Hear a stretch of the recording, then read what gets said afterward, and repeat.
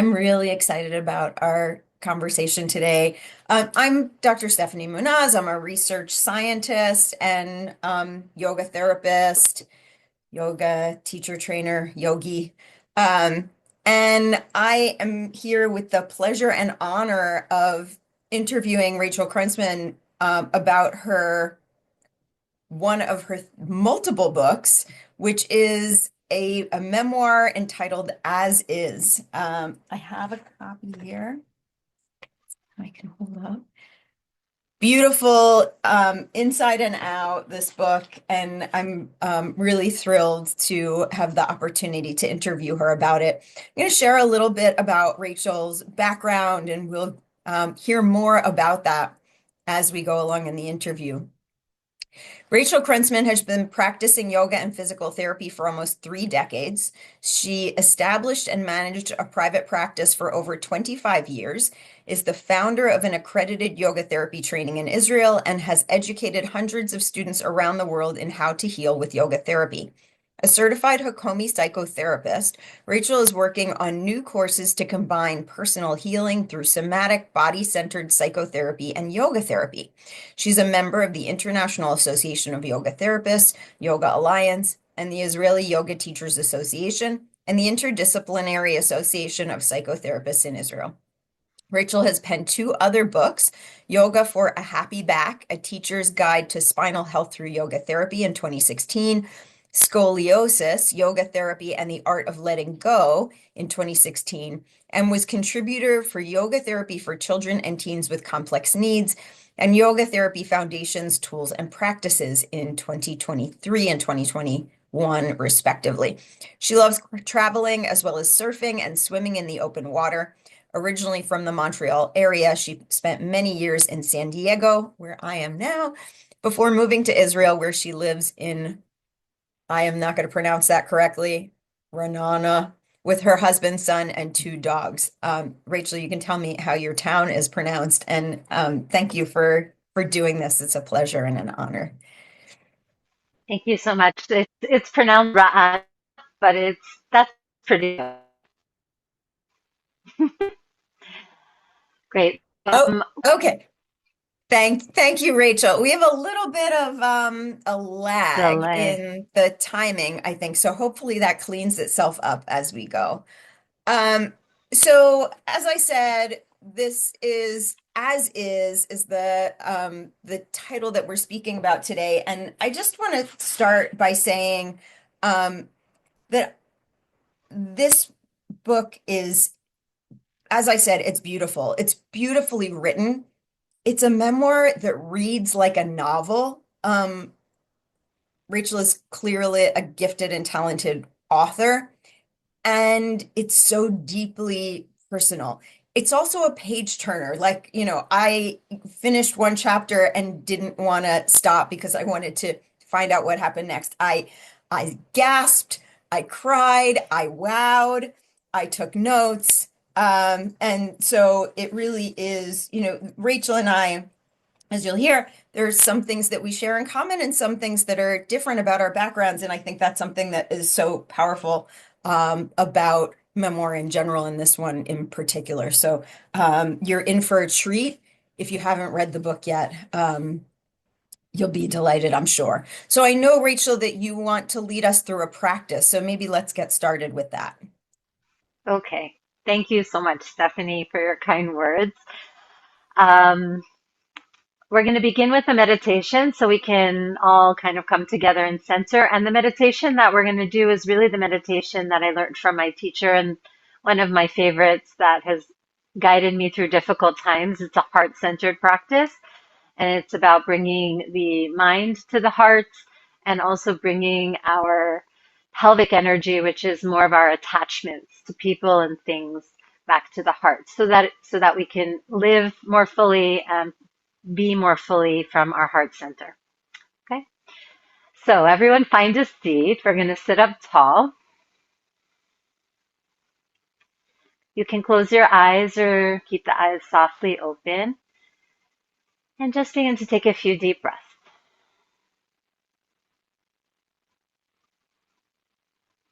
Take a moment to really arrive here in this space this virtual coffee shop where we're all going to talk and share a little bit and bring the weight onto the sitting bones. So you feel the sitting bones pressing down into the earth and lengthen through the crown of the head.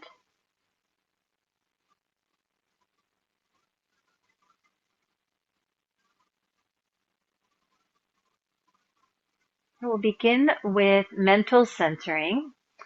And we start with the fingers together alongside the ears. You're welcome to open your eyes if you have any questions about what that looks like. And we want to keep the fingers somewhat closed. So we're going to imagine all the thoughts and all of the ideas and expectations and belief systems and everything that we come with in our mind. And on the exhalation, we're going to gather that up. So you'll bring your hands together. You can do that with me for the first time. Bring the palms together as if we're gathering up all of those ideas and beliefs and thoughts. Inhale with the thumbs at the third eye area. And exhaling, draw the mind as if you're pulling the mind down to the heart. So it's an active meditation. So let's do this 3 times at your own pace. And what I can invite you to do is as we do this, you can say to yourself, I offer my mind to my heart and my soul. Inhale and exhale. Gather the mind. Inhale. And as you exhale, draw the mind, pull it down to the heart as an act of surrender of the mind to the heart center. And do that 2 more times at your own pace.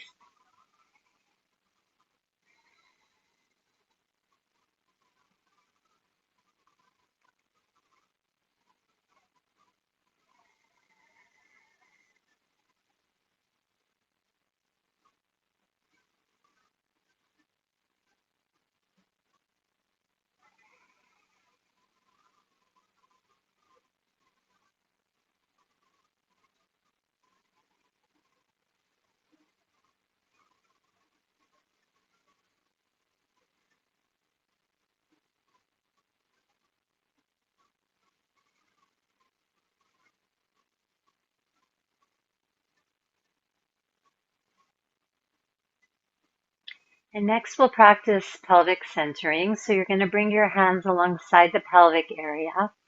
And when we think about the pelvic area, we think about kind of the umbilical cord coming out of the belly button, attaching us to something else that feeds us. So you can imagine or think about something or someone that you go to for love and acceptance other than yourself or your own soul. And that we're going to gather that up. Bring the palms together at the navel, inhale, and on the exhalation, we're going to draw it up to the heart center, like so.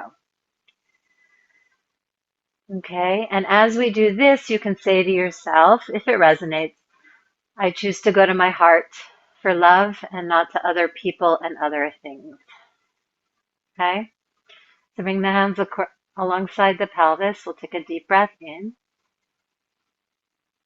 And exhaling, gather up the pelvic energy. Just bringing the attachments back to the heart.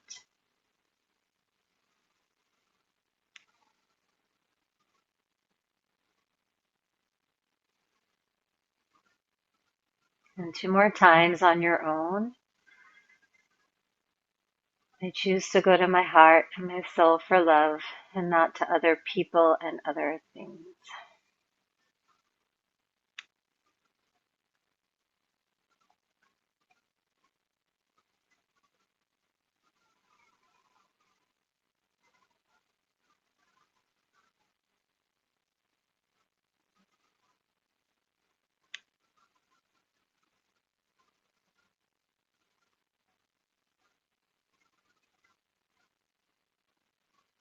And if you've done 3 times, just stay there for a moment with the hands at the heart center, recognizing that we've brought the mind down to the heart and we've brought the pelvis up to the heart. And we'll join together for 1 Om. We can inhale.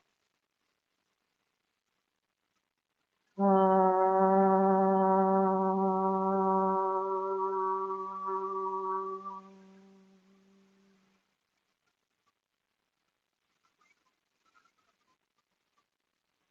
Thank you.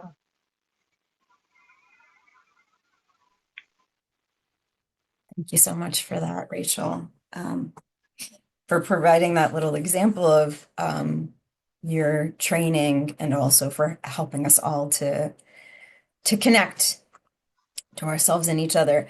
I thought I might cry in this interview. I didn't think it would be this soon.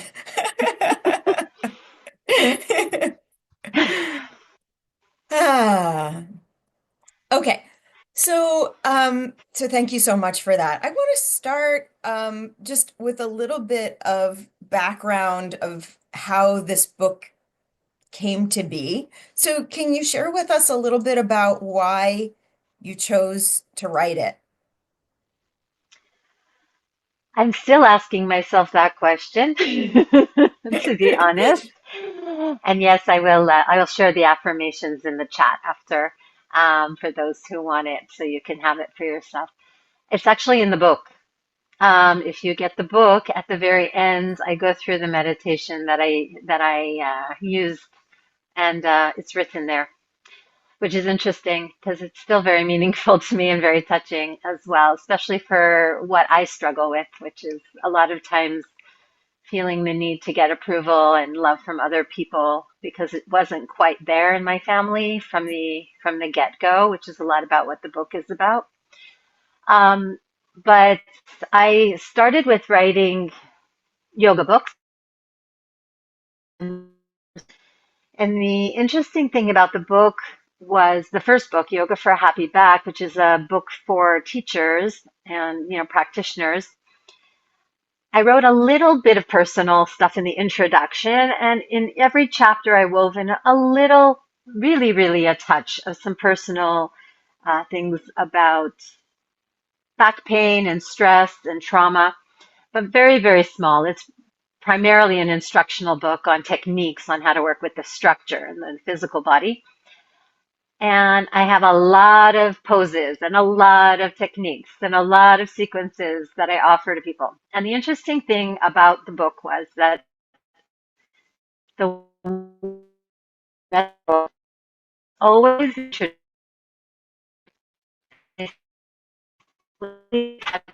Book. Yeah. okay. So I was saying that the biggest thing, the feedback I got for my yoga therapy for spinal health book was on the parts that I wrote about my personal story, which was interesting because it was a very small part of the book. And everyone who read it came up to me and said it really touched me. And I thought that was really interesting because it was really a couple of paragraphs. And the bulk of the book were a lot of structural techniques and yoga therapy techniques and asanas and different things. But people connected to the story, which gave me to my personal story, which was a tiny, tiny part. And that gave me a little bit of hope that maybe people would be interested in the larger story. So that was one thing that gave me the inspiration. And the other thing was after I finished writing Yoga for a Happy Back and I wrote a scoliosis book as well, I kind of sat down and said, okay, what's next? As we all do, right? All of us. What's next? And the only thing that was calling to me was really to write my story. I mean, I have a million other ideas about different yoga therapy things. I really got to do this. And I think that writing the other two books gave me the confidence. So, this is a yoga author series. We've had a lot of interviews about different yoga books that have tremendous value for our community. Yoga Memoir is a very different thing. I think this is the first one that we have featured. And so I'm curious to hear your thoughts about the value of yoga memoir as a genre. What does it offer that's different?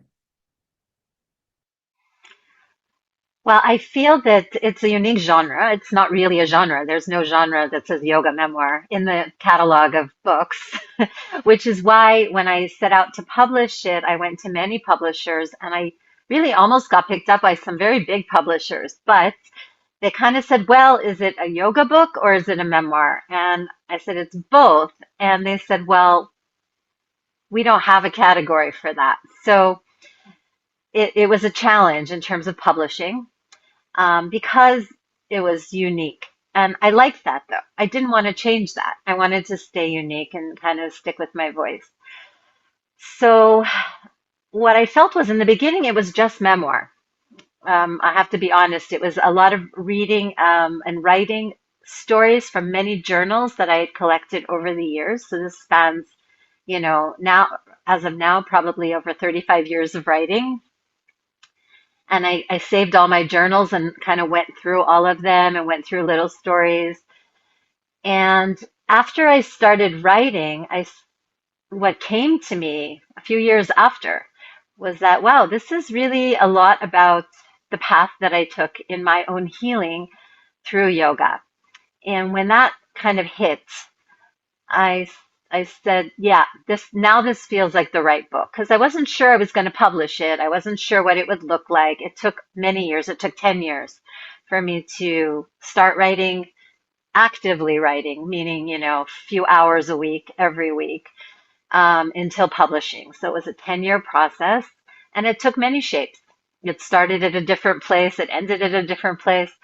But eventually I realized that it really is the story of my journey with yoga and Hakomi, which is somatic psychotherapy, which I think is very, very much connected to yoga. Um, so, so I do think that we have a lot of yoga books out there. We have a lot of yoga therapy books, and they're needed. But sometimes it's nice to read a story about what someone went through and decipher or tease out kind of how yoga supported them in their journey. And I guess I hoped that this book would touch people and would encourage them to have hope that there is another way, that things will change, that if they're bumping up against really difficult times, that they would have a path that they connect to and that it would inspire them. So it is sort of a new genre, and I hope it becomes popular. So my next question for you, Rachel, is what you hope readers will get from it. And you've sort of touched on that already with what you just shared. Is there anything you want to add about that?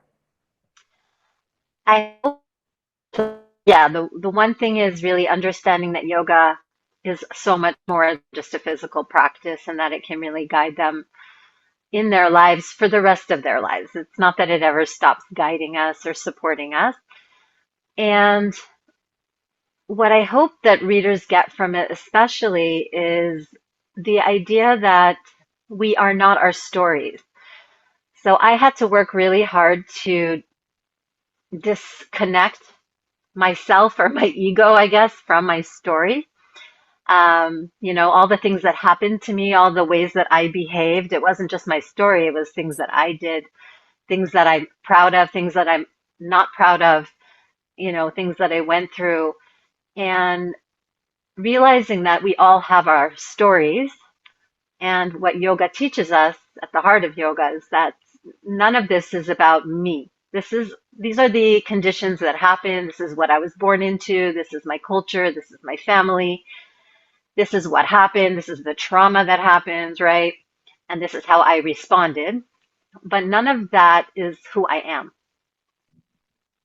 And I hope that people will take that away and find ways of not being so hard on themselves when things happen and they're having a hard time. So this is a follow-up question to that, Rachel, especially maybe for those who have aspirations of writing memoir. There's this sort of subgenre of memoir called a teachable memoir. And, at the end of each chapter, it often has like practices to do or reflection prompts or, what the takeaways are. Had you thought about taking that approach for this book? You know what? I didn't.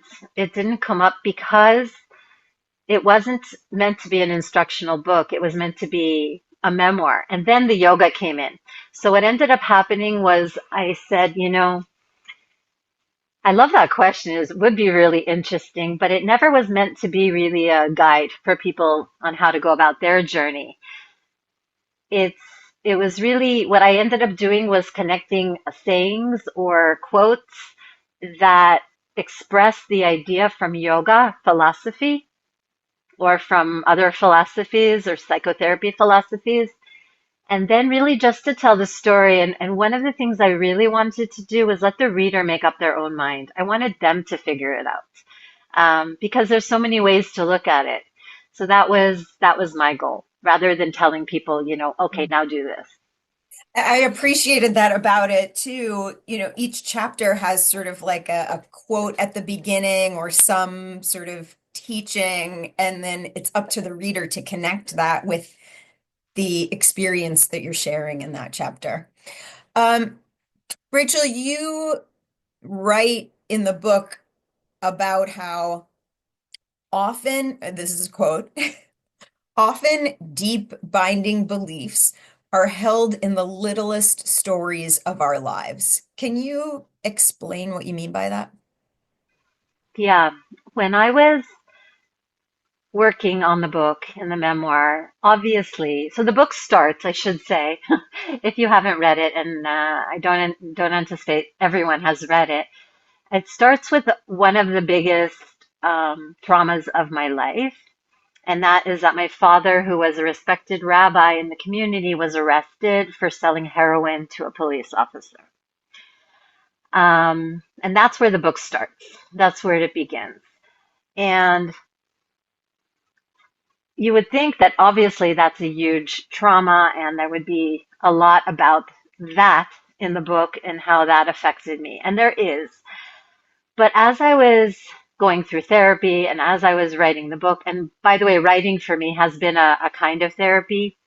And writing this book, the process of writing this book was really therapeutic and very difficult, and I can talk a bit about that.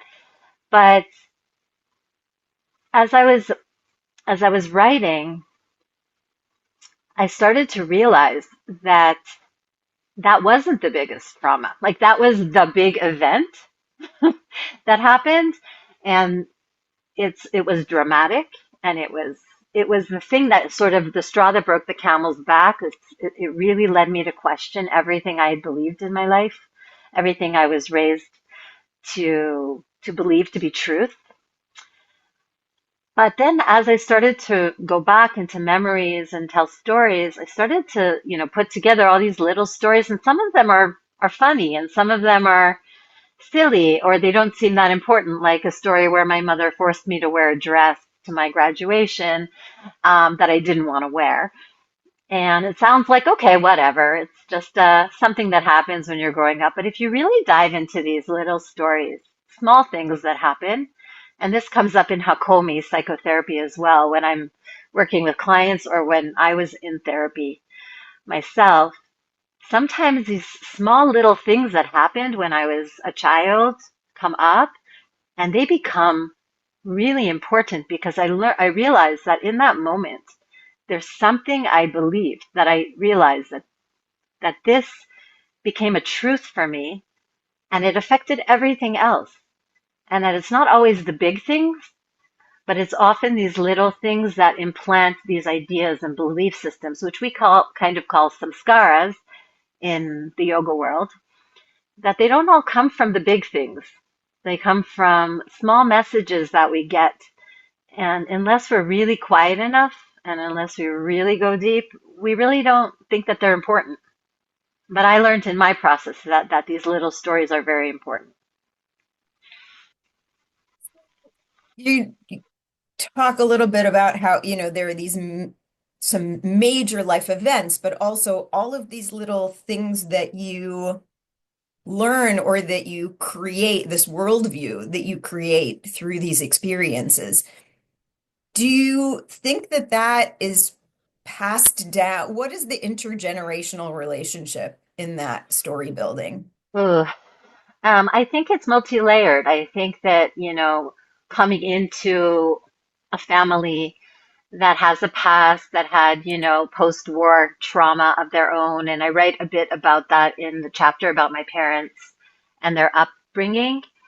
Um, One of the things was that my mother escaped from Hungary after the war and, was lost in the forest with her mother and her siblings. And they were, you know, wandering around the mountains of Austria until they were actually, housed in a hotel. And all of this fear of her fear, led to her behaviors and and that was passed down to me in some way. And similarly, on other sides. So I think it's really hard to know what is ours, like what is really ours and what has come from generations. And I don't know if it's possible to really, take it apart, but at least to understand that there are many different levels of trauma or experiences that are passed down from generation to generation, in addition to the new things that you experience in your life. And in writing this book, it forced me to try to understand my parents, to try to understand where they came from so that I wasn't just blaming them for things that I didn't like that they did, which is easy. And believe me, I did. I did. When I wrote the book, the first draft, it was a lot of anger, a lot of anger in it. And I worked with a coach, and I had to write that way because that's how I felt. But I wrote many, many different um, versions of the book. And one thing that all of my writing coaches said was, okay, you got that out, but now, like, let's get beyond that because nobody's interested in what you're angry about. Um, you know, let's go deeper. Let's kind of go deeper and let go of the anger and let the reader make up their own mind about. So I had to really stop and write about what happened rather than what I think about it. And that forced me to really put myself in the shoes of my parents and kind of look at their background and look at why they might be the way they are and their belief systems that affected me and all of that. So, I want to say that as a reader, Rachel, I was I felt a lot of things for you. For like the little girl of you, I was sad for you. I was angry on your behalf. I was really invested. And so I think that you wrote it in a way that we get to feel all of those feelings, because you were so honest in your sharing of it. I want to share a little bit about my experience reading it because I think it is a testament to the power of memoir in that your story and mine are completely different. You've read my memoir about losing my mother, and my relationship with my mother is very different from yours. What I felt when I was reading your book was my and you and I spoke about this, and I like, I don't know how many tissues I went through in that conversation. We're both part of the Jewish tradition, and right now it feels like there's a lot of discord in our global family. And so, and that when you wrote this, this book is a few years old, right? So the context of our Jewish family, global Jewish family, has changed dramatically. But what you're writing about in your own home family felt to me like a reflection of what I'm feeling in our family as a whole, and like the mm, the brokenness and the discord. And I think maybe this is a little bit different in America and in the diaspora, but even in American life, feeling that sort of like the collective um heartbreak of the discord in our family. So I'm curious about this sort of like the idea of individual trauma and then collective trauma, like what we go through ourselves in our own lives and what we go through together as a people, and how that's different maybe from the application of yoga, right? How do we use yoga for our own trauma, maybe differently or similarly to how we use the tools of yoga when we're going through collective experience? Yeah, I think that, we all have our own personal stories and our personal families. And you're right, a lot of the feelings of sadness and emptiness and like we want to all get along, right? We all want to get along and we all want to be loved and we want to love. I think that we know that. And yet somehow right now, especially in our time, it's not happening. And the opposite is happening. And I don't see it as so different. I see it, as a microcosm and then a macrocosm, like that, my family and the fragments and the problems that we had with one another can kind of be equivalent to maybe a larger groups of people. And some people have a really hard time sharing their feelings or being open because of their hurt and their pain. And so we've got all this, collective trauma and history, and then we react a certain way. And then that affects the person who we're talking to. And then that kind of destroys the relationship. And I feel that if everyone, which, is what we're hoping to do, I guess, with yoga therapy, became more aware and more uh, able to witness their mind and witness what's what's their truth versus what's the pattern or what they're reacting to, then we could have better conversations, that we could get along better. So within my family, we could have gotten along better if people could actually say, I'm feeling really hurt by that, by the thing you said or the thing you did, and take responsibility for their feelings and have a conversation about it rather than lashing out and blaming or belittling someone or dismissing them or ignoring them, which is kind of what we tend to do. And so I see the work in yoga therapy. I don't know how to heal the collective. I mean, that just seems so big for me. And especially with all the problems going on in so many groups of people and so many races and so many religions. But I think the more we become aware and the more we teach awareness, the more people will be more responsive to one another. And also to know what their triggers are, to say, okay, this is coming from somewhere else and not to take it out on other people so much. So I think the work in a way is the same, is to bring yoga therapy, to bring awareness of the mind, to calm the mind, to be witness, to learn resilience, to learn tools on how to process trauma. All of these things on an individual level can heal the collective. Um, but the problems are pretty big right now. So I just know how to work with myself and with the people around me, and I just try to do the best I can. So, coming back to the practice that you shared with us at the beginning, Rachel, and especially, I mean, just the term umbilical cord, and you got me. But when when you're like deciding to come to your own heart and not um to others, to other people or other things, I'm curious um how you stay open, right? So not like closing yourself off from the world, but also protecting your heart, right? And because the world can break you. I mean, that's what I'm feeling right now is I feel like honest all of the time. And so like being able to protect myself and also stay open to other humans, to the world as a whole, that feels like a challenge. Yeah, I agree. It is a challenge. And so there's another meditation tool that we learn in this same kind of group of meditation tools that I learned from my teacher.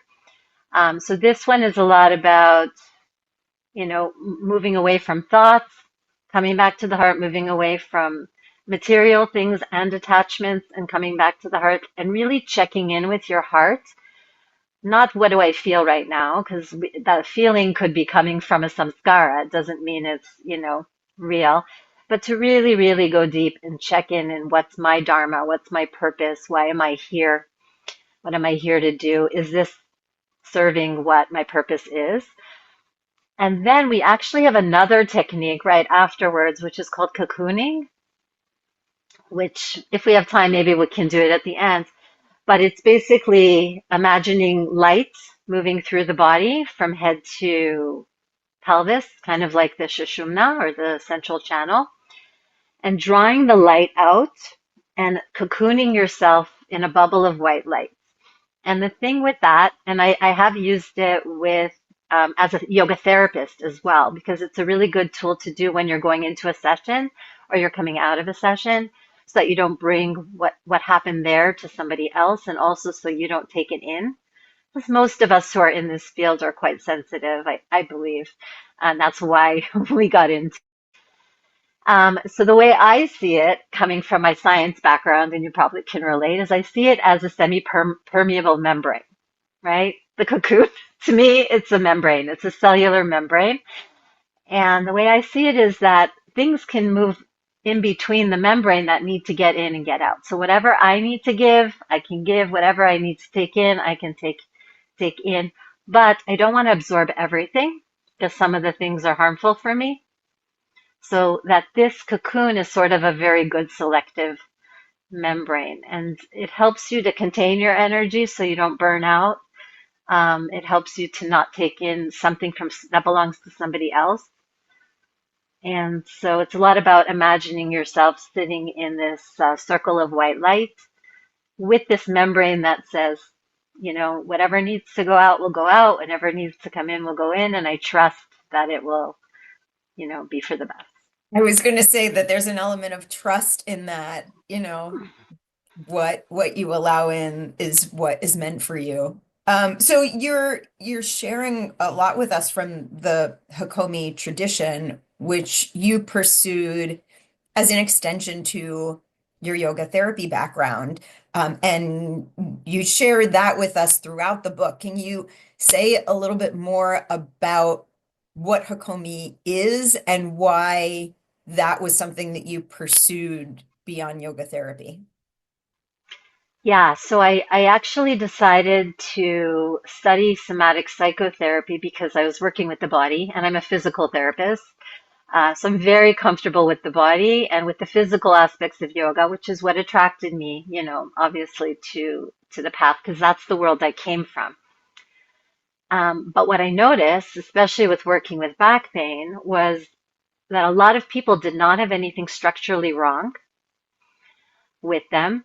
Everything was normal, quote unquote, but yet they had extreme amount of pain. And I didn't feel that I had the tools from yoga or from physiotherapy, especially from physiotherapy, on how to address the emotional components. There was a point where I just felt I just I this is outside my scope of practice, and I wanted to know more. At the same time, I also, was on my own journey, so I started to work with my body, and I had back pain and I had scoliosis, and I started to work with a therapist at the same time. And I found that the work with someone who's there to support the emotional process, the somatic psychotherapy work, was a bit of a missing piece for me from the yoga. And I'll explain what I mean. For me, and again, this is my process and my story, but a lot of my issues were from attachment. Okay, a lot of my trauma was attachment trauma. If you read through the book, you'll start to see that there was death, there was a lot of grief, there were a lot of events that happened in my parents' lives and my life that nobody talked about. It was not even mentioned. And yet I felt like I carried something in me, a sadness, an emptiness, a loneliness that I couldn't explain. And as I started to study psychotherapy, I started to realize that this is more of an attachment type of trauma rather than trauma as we know it in terms of a war or an event in life that kind of sets you off track. And what I found with yoga was that as much as I would practice and as much as I would, go to workshops and classes, and I did have a teacher that I stayed with for a long time, and I did have a personal relationship, I needed to heal through an attachment as well. I needed to heal through a very close relationship as well. And many of the practices in yoga are very individual. They're very alone. You're doing them, even if you're doing them in a group, you're still practicing alone. And I think this is the beauty of yoga therapy and also Hakomi psychotherapy, that if you're working one-on-one with a teacher or a practitioner, you can only heal relationship issues within a relationship.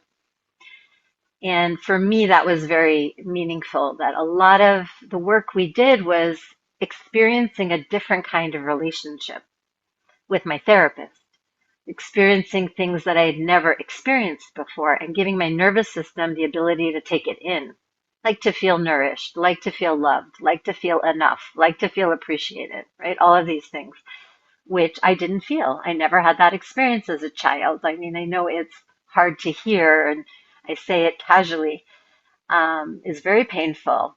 And I think that people who have parents that were loving and supportive don't carry this wound, but people who don't, and people who were maybe not noticed, ignored, maybe even abused, neglected, abandoned, carry a lot of these wounds, and they've never had someone give them what we call in Hakomi a missing experience.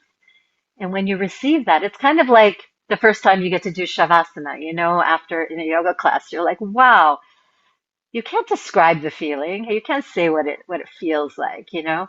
But it's the same idea that if you have an experience with someone there present and they say something to you and you can take it in, it changes your beliefs from the inside out.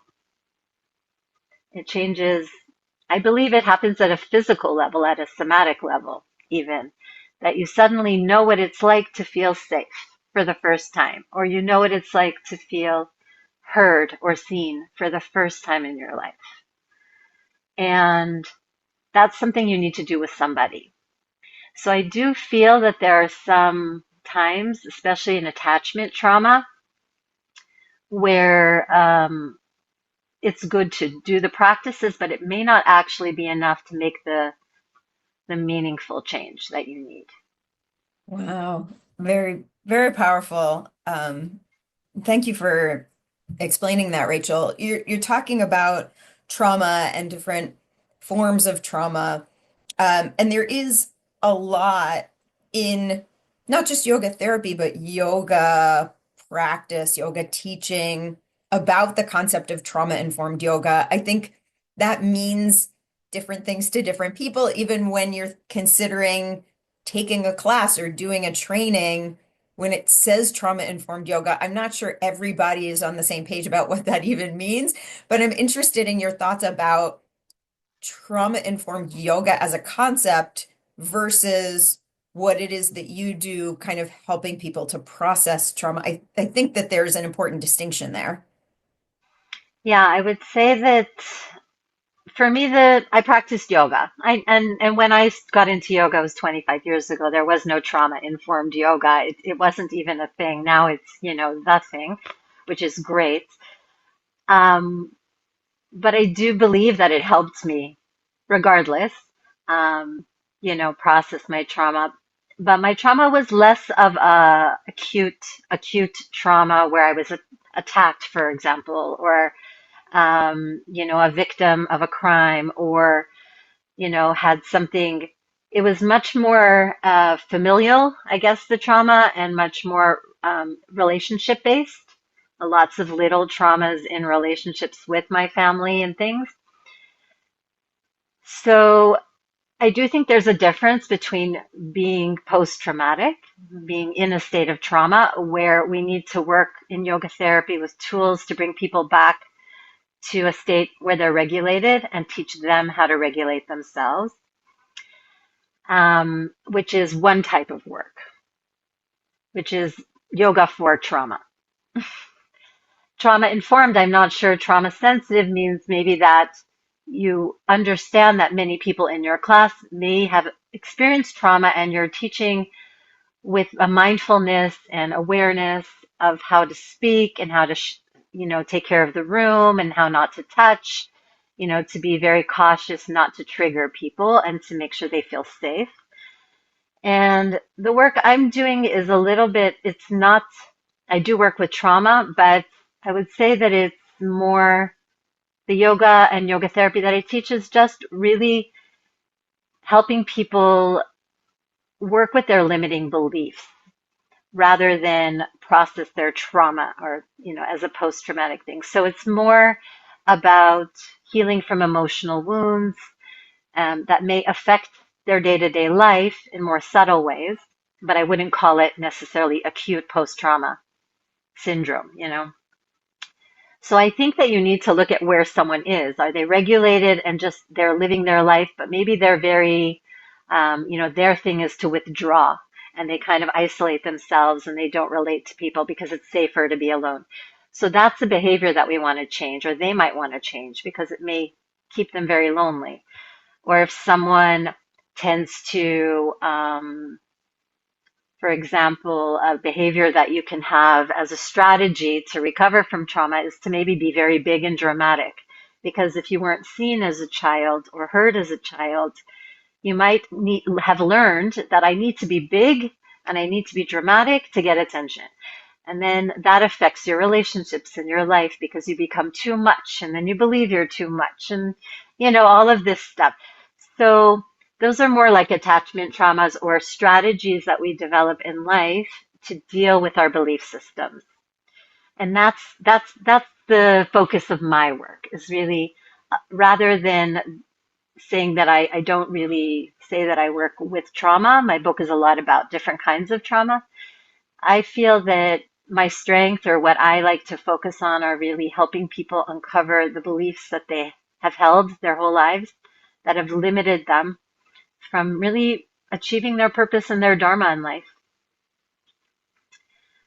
And so it sounds, Rachel, like it's even broader. Like everyone has that, right? Whether or not you've experienced trauma with a big T, with a little t, everyone is carrying perspectives that may limit them or keep them from even from knowing what their purpose is. So that's really helpful. Thanks for explaining that. Um, so I want to kind of along those lines, Rachel, of like knowing your dharma, finding your dharma. There's something that you wrote in the book. It's in one of those sort of like I mentioned that at the beginning of every chapter, there's a little bit of wisdom that you share before you go into story. And at the beginning of chapter 3, you say, every soul chooses its family so that it can learn what it needs in this world, which you are quoting a teacher of yours in that particular statement. I'm curious now, having written this book, and you said the book itself was therapeutic, which I think memoir always is in some way, and having some distance that may help build perspective. Do you have an idea of what your family, your particular family of origin was meant to teach you or allow you to become? So I'm still figuring that out, and it's a work in progress. I thought I did, and then, more things happen, and then I'm questioning again. And I have to be honest, I'm in a tough spot right now with my family at this moment, specifically my mother. Things are, we've gone through many cycles. We were doing pretty well, and actually in the writing of the book, there was a lot of healing that happened, and it was quite amazing. And then yet again, something kind of came up, and so I'm in the thick of it. I will share that with all of you. Being very honest with a lot of difficulties still with the family dynamic. That makes me very sad. And I'm actually felt, I knew this interview was coming up today and I woke up feeling really sad about it. Really sad that I moved here to be close to my family. And I am. We're all actually living in the same country now. But we really don't talk to one another. We really don't, not the way I wanted it to be, put it that way. We have a relationship and it's better than it was, but it also is still challenging. So I still have a lot of questions. And my yoga teacher, Adil, did say that, and they say it so casually, these yoga teachers.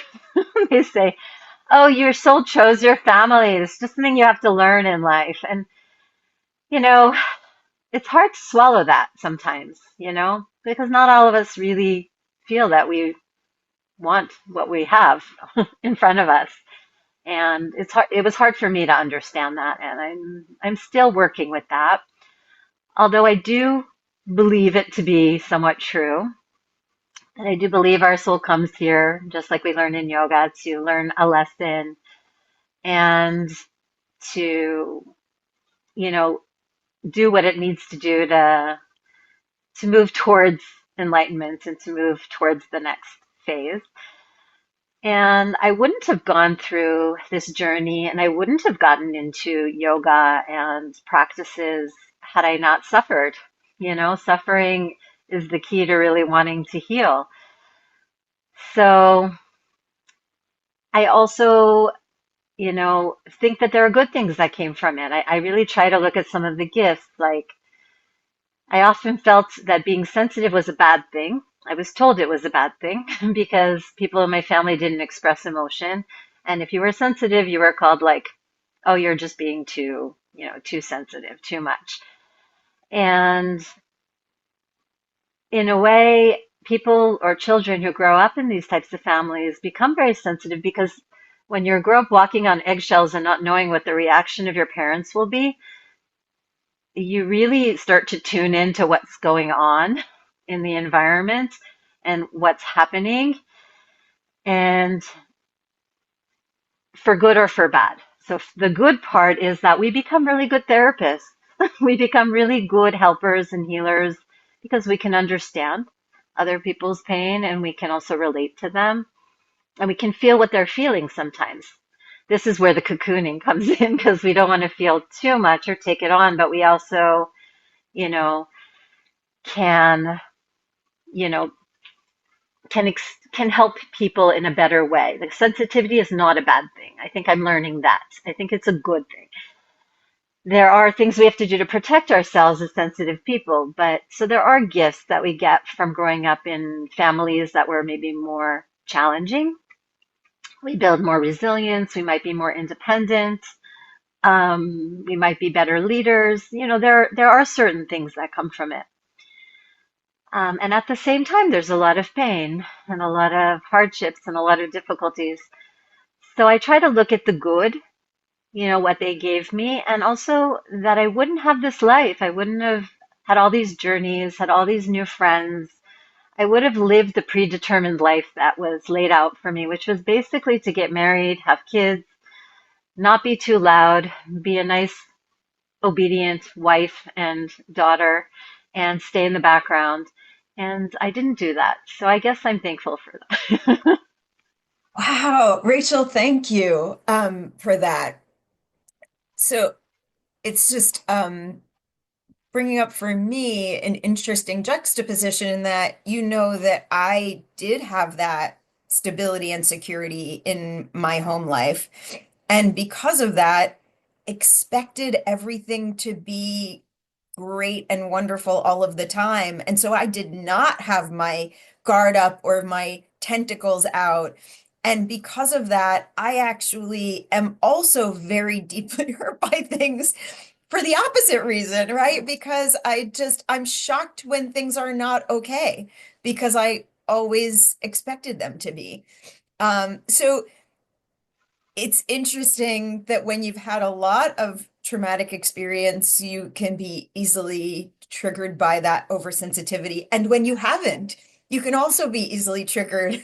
And so that brings me to my final question before we sort of go into next steps is how do we stay regulated, or maybe, it's a practice of continuing to strive for regulation in lives that are re-traumatizing. You're talking about what's going on in your family life as being another hurdle of interpersonal challenge. We talked about what's going on in the world. So I know yoga and Hakomi both have a lot to say about staying regulated. I'm curious what you would like to share on that.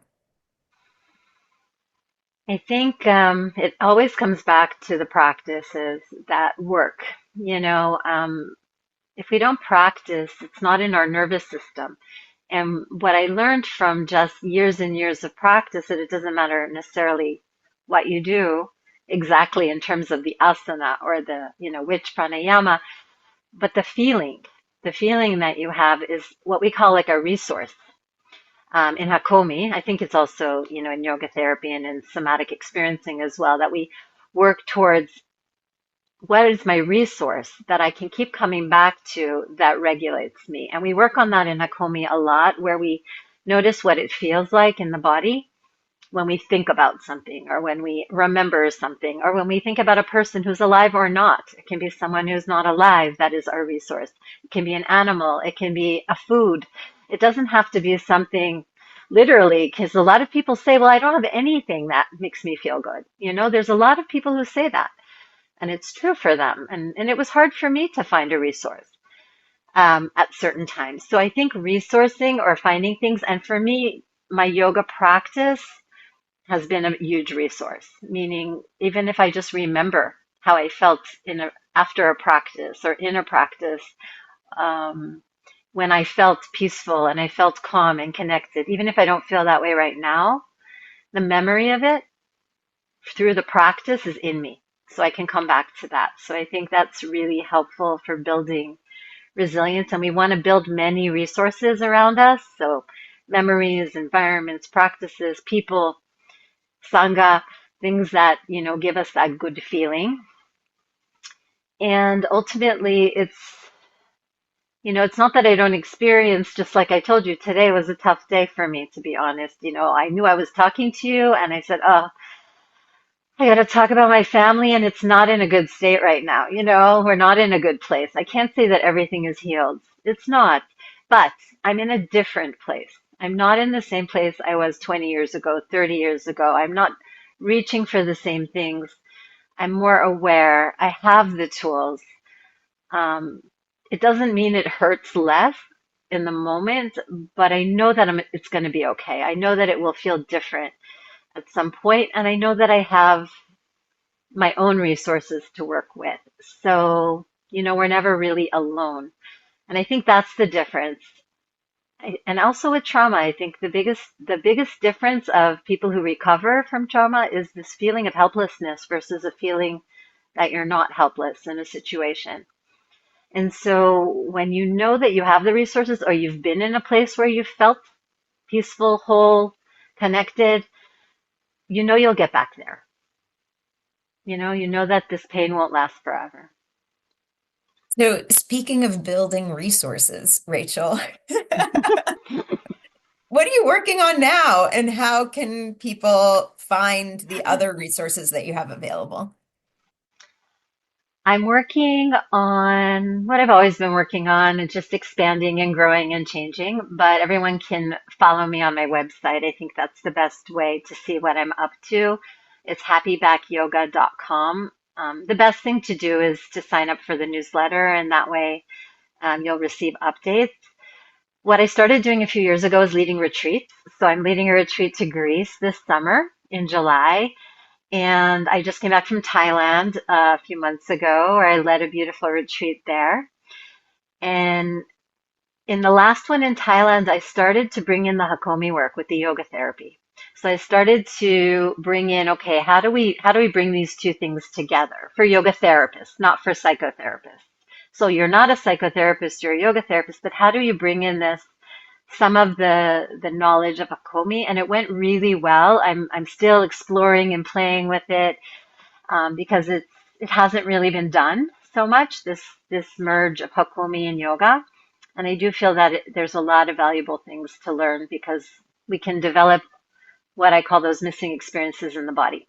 So retreats are really fun. So if you want to come to a gorgeous place in Greece, just check out the website. Of course, I have my trainings and my books, and I hope next year, and I haven't opened this up to the online kind of forum. Most of my trainings are in person, and they're here in Israel, but I'd like to do something online, where we do this, where we go through the work. And this is an offering that I'm going to make to people who came to this talk, is to really teach a course on this. on how we can use yoga and yoga therapy to really tap into these limiting beliefs, personality traits that are not really helping us, things that are stopping us from doing what we need to do in life or hurting us eventually, and how to identify that in our clients as well and how to help them. So I hope to share that with more of the broader community. So the best thing to do is just subscribe to the newsletter or come to Greece. Thank you, Rachel. So before we stop the recording to move into Q&A, and I know you have a resource to share with those who are here live, is there anything else you want to add for those who are watching the recording? Um, just that I think it's important to stay true to yourself. I think one of the things that was hard for me was to be authentic in my life. Growing up the way I did, I always felt like I didn't fit in and that I was different and that it was wrong or it was bad to be different. And it took a lot of years to really learn that, being authentic is important and that everyone should really follow their path. It's hard. I can't say it's easy, but it's it's very rewarding to know that, and I believe that this is the gift of yoga, that we really get to know what we're here to do. And if we do it, then we move on to the next world peacefully. And that's all I hope that this book helps people do. Wonderful. Thank you. And we'll share a link to the book as well when we share out the recording so that people can easily find it. Thank you.